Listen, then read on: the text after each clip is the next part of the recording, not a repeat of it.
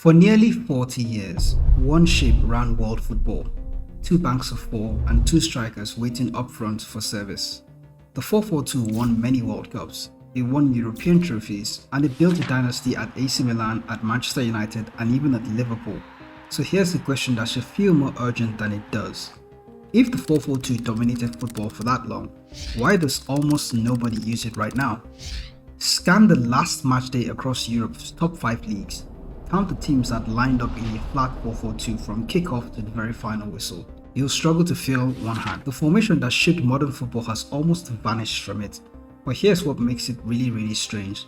The 442 wasn't beaten by a completely different idea. It was beaten in large part by an idea built out of its own weaknesses, the use for it.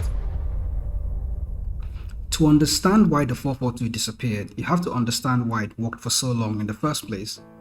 Trace it back to Arrigo Sacchi's AC Milan in the late 1980s. Sacchi didn't just play a 442, he engineered one. Two banks of four pressing as a single unit, a strict gap enforced between his front line and his back line. Wherever the ball went, AC Milan players were already there and had numbers around it. That compactness was simple enough for any club to copy and disciplined enough to make simplicity look very dangerous. Two strikers permanently occupied the two centre-backs. Two banks of four, these are the defenders and the midfielders, squeezed the pitch into a fortress. This shape travelled to England easily, where Liverpool, Nottingham Forest and Aston Villa had already been winning European trophies using a version of it, and it stayed there the longest, propping up in the football culture built on width to try and provide crosses for the strikers to go ahead and compete and get the ball knocked down and score goals. For most of football's history, that was enough. The 442 gave you defensive solidity, two draining threats up front, and a structure simple enough for even 11 players to execute without overthinking too much. But somewhere around the turn of the millennium, that simplicity stopped being an advantage. It started to become a target. Watch what happens when the flat 442 midfield lines up against a midfield 3. On paper, it looks really close. In practice, it is a complete mismatch. Two central midfielders can't cover the full width of the pitch and protect the space in front of the back four at the same time. Something always has to give. Spanish football found the gap first. In the early 2000s, coaches like Juan Malilo began dropping one of the two strikers into a deeper free role. Not quite a centre forward, but not quite a central midfielder either. Javier Irureta won the league title at Deportivo doing something very similar. It solved a problem the 442 could never fix. Out of possession, that second striker was dead weight, isolated up front with nothing to really defend. Pull him back into the number 10 space and he becomes a spare man in midfield instead. That single tweak, one forward player dropping 10 yards deeper, is the seed of the modern 4-2-3-1 that we know. And this created a problem for every 442 that was defending against it.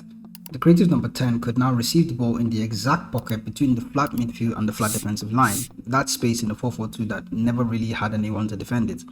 From there, that trend started to harden. The double pivot, two holding midfielders working together instead of one lone destroyer, it gave teams that control of the central passing lanes even while pushing the fullbacks and the wingers forward. Third man combinations where passes could bypass the first presser through to the supporting midfielder turned midfield from a battleground into a passing lane. But midfield control isn't the whole story. The next shift wasn't about where the players stood, it was about whether they stood still at all. The 442 assumes something modern football stopped assuming, that a fullback stays a fullback and a winger stays a winger and a striker will obviously stay as a striker. However, Pep Guardiola's positional play broke that. A fullback could become an auxiliary midfielder in possession. A winger could also tuck inside and let the fullback supply the width instead. None of that fits into the rigid system of a 442, or so I thought.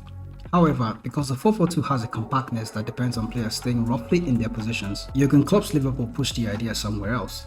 Trent Alexander-Arnold didn't just stay pinned to the right touchline, he often inverted into midfield, turning the back four into a passing structure with an extra body.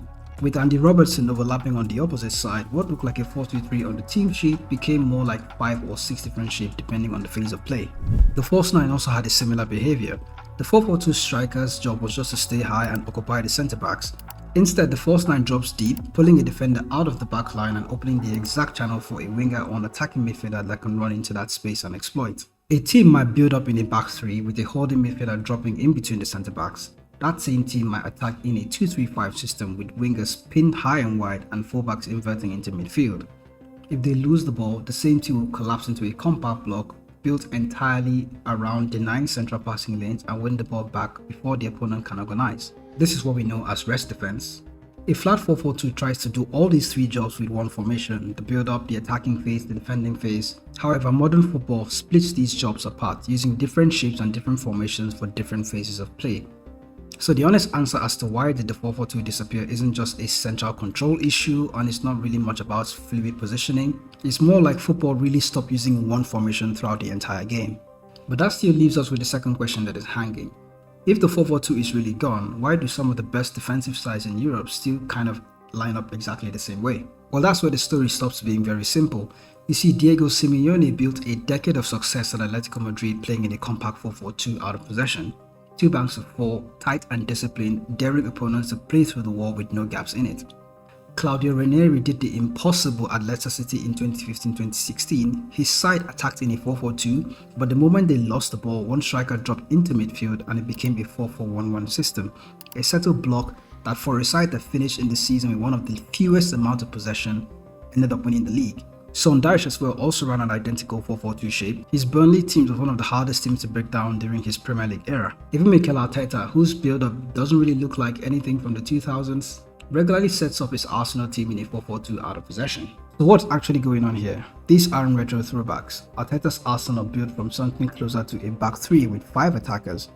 Simeone's Atletico Madrid now built from a back three as well. However, they have the 4-4-2 embedded in their shape for out of possession. The 4-4-2 hasn't survived as anyone's identity, it survived as a tool assigned for a specific job, protecting the middle of the pitch the moment the ball isn't yours anymore. And for those of us who enjoy playing Football Manager, if modern football forced the 4-4-2 to evolve rather than deleting it completely, could we also evolve the 4-4-2 inside the game itself? Well, let's take the Stoke Monster tactic from FM24 as an example. The goal here is not to recreate the overpowered system, but is to understand its principles and use it to build a 4-4-2. I'm using this tactic because I feel it embodies what I understand as the core principles of the 4-4-2, and to me it has been the most successful version of the 4-4-2 that I have seen in a very long time on Football Manager. We'll start with the base shape: 2 strikers, 4 midfielders and 4 defenders. We set both in possession and out of possession to a flat 4-4-2 just to start. Then apply the same 3 pillars we just talked about. For central control, one centre forward drops deep into the deep lying forward role, pulling into the number 10 space in possession. For fluidity, the wide midfielders will play inverted roles, cutting inside, while the attacking fullback provides the width. On the left hand side, we have an inverted winger. On the right hand side, we use an inside forward higher up the pitch. In the central midfield, we use a box-to-box midfielder to play as our attacking segundo volante role, a goal threat from midfield. Out of possession, this player will play as a pressing defensive midfielder. And beside him, we have a defensive midfielder in and out of possession who will protect the back four, holding his position in the centre. For the back four, we have a pair of central defenders. One of them can be a ball-playing defender while the other is going to be a standard defender. With an elite team, you can use 2 ball-playing defenders. For the wide defenders, we're going to use 2 fullbacks with specific instructions to attack the space created by the inside wide men.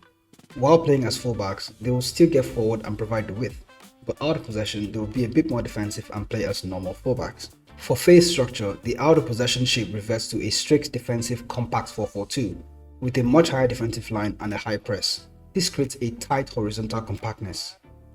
We also encourage the team to be aggressive with our tackles, counter-press the moment they lose possession of the ball, and prevent the short goalkeeper distribution.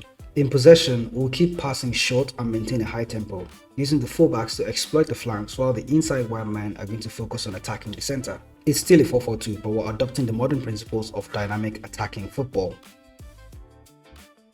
Did it work? No. In fact, it was an absolute disaster. We lost our first 2 games of the season and failed to score a single goal. Despite sitting bottom of La Liga with Atletico Madrid, I learned a lot about the 4-4-2 on FM26 in these 2 games. I realized the hard way that the 4-4-2 is not an attacking formation. Our first 4-4-2 was overly attacking and left us exposed at the back with little focus on defending. The result? We failed to regain possession and conceded a lot of goals. To fix this, I dropped the mentality to a balanced mentality and added the following instruction to help us control games better. We're going to play out of the fence, play out through the centre backs and also exploit the flanks. This gave us a narrow 1-0 victory over Celta Vigo away from home and also a 5-0 win over Alaves. However, a 2-0 defeat against Arsenal in the Champions League amplified our weaknesses with 2 central midfielders, playing against a 3 central midfield. However, that is not to say the system won't work if you stick at it and continue tweaking. The honest answer is that the question is slightly wrong. A predictable 4-4-2 asking itself to build up, attack and defend in the same shape is that version is likely going to disappear and never come back. It won't survive against central overloads, fluid rotations and phase-specific team instructions. But the 4-4-2's actual ideas and principles, that is compactness, central protection, denying the space between the lines, that has never actually vanished from football. They got absorbed into almost every modern out-of-possession block that we have, reappearing whenever coach needs to defend rather than attack. Formations don't really die, they get reassigned to new problems as football continues to evolve and change. 4-4-2 didn't disappear from the modern game, it's now being used in phases rather than as an identity of a team.